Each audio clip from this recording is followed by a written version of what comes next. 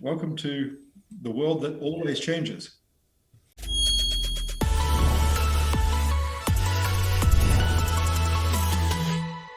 Hello and welcome back to the Bitcoin Bridge.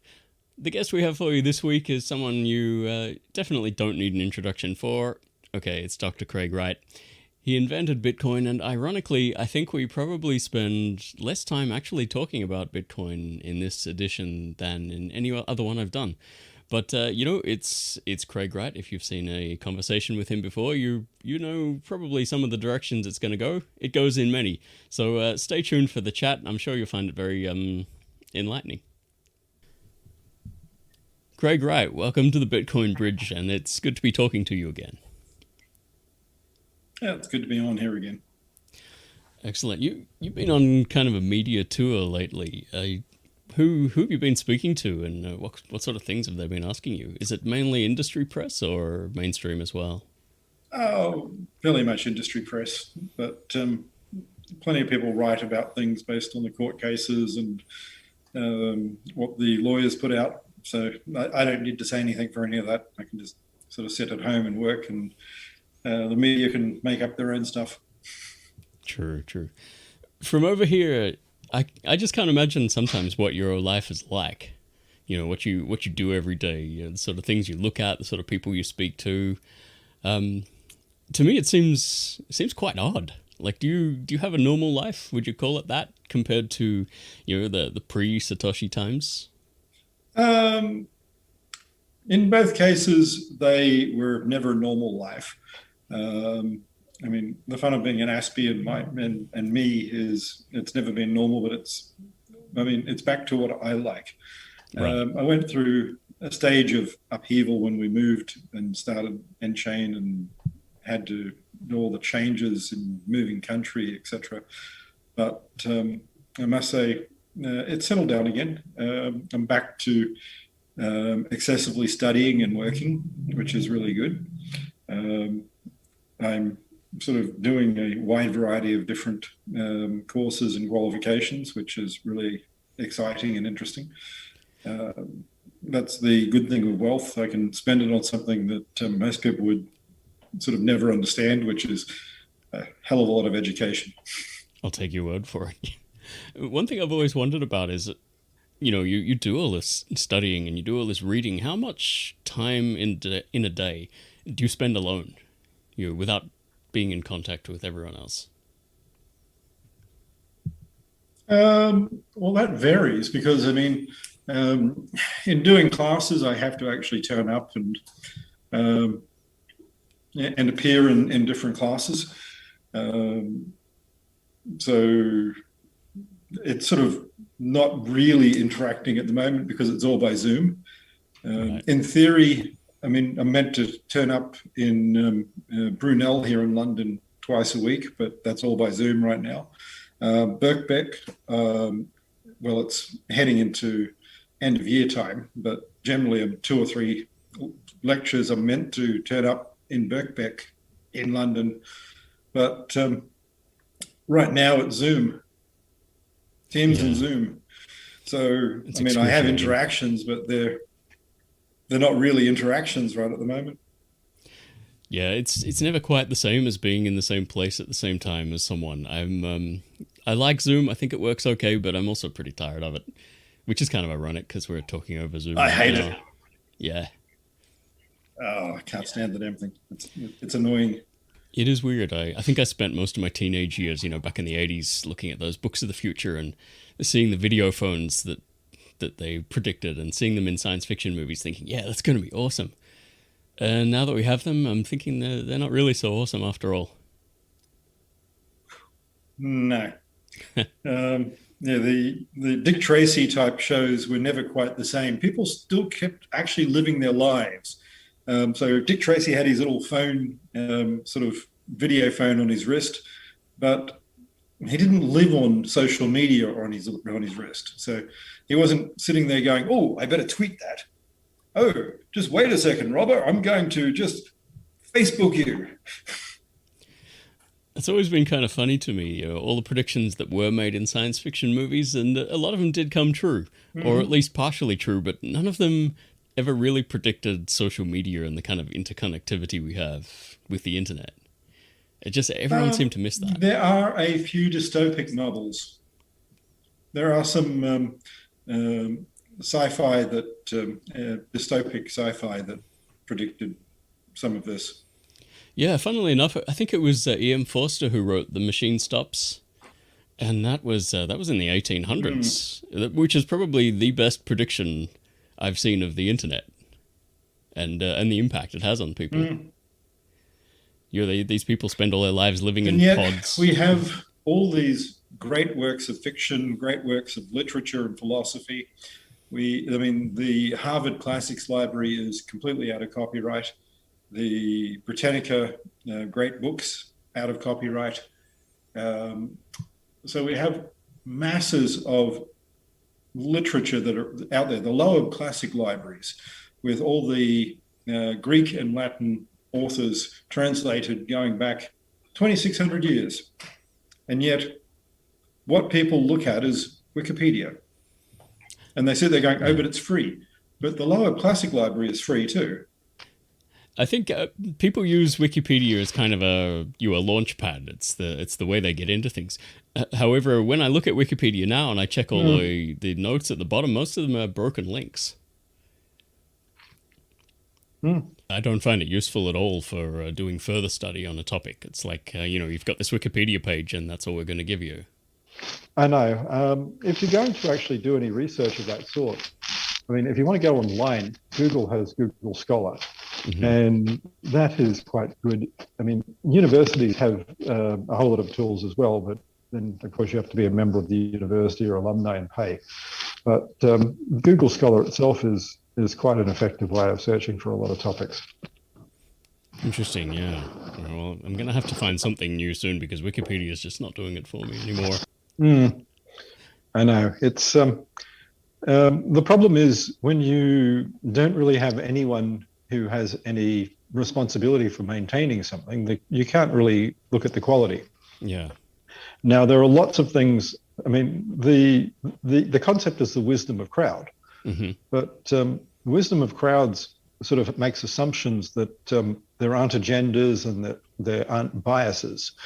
And when you get into general populations, of course, you get agendas and biases. Indeed.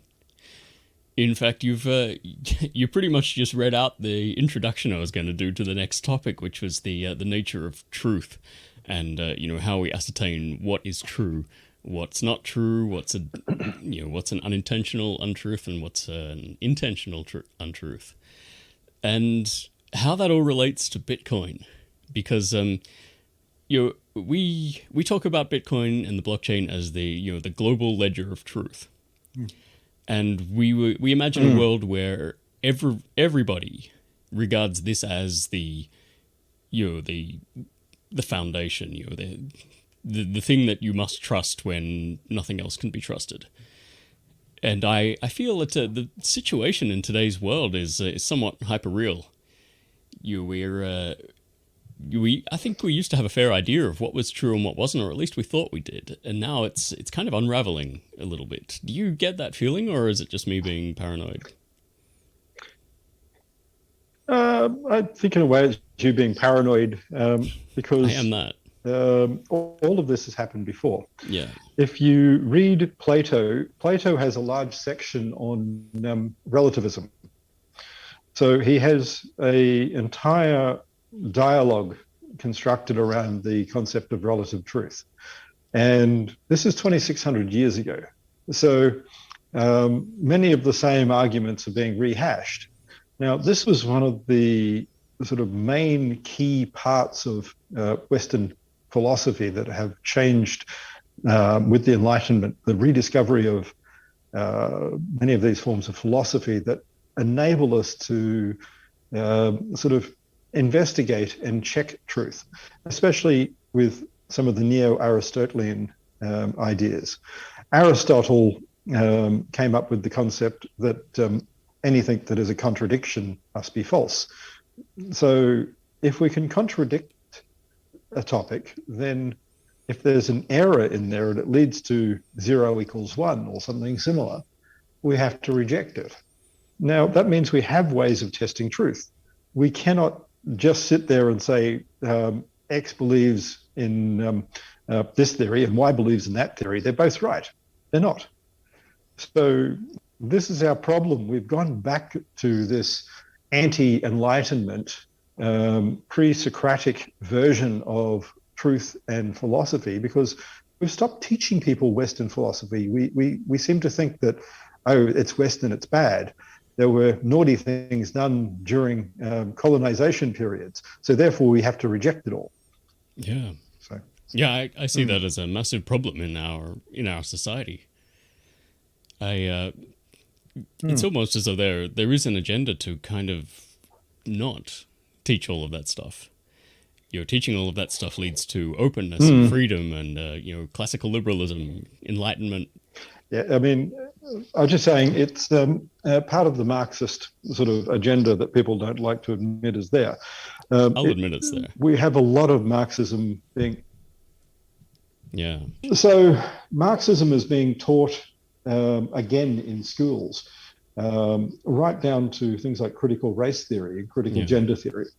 This whole idea that everything is, everyone has their own truth, but there's no such thing as your own truth. There is truth and there's not truth.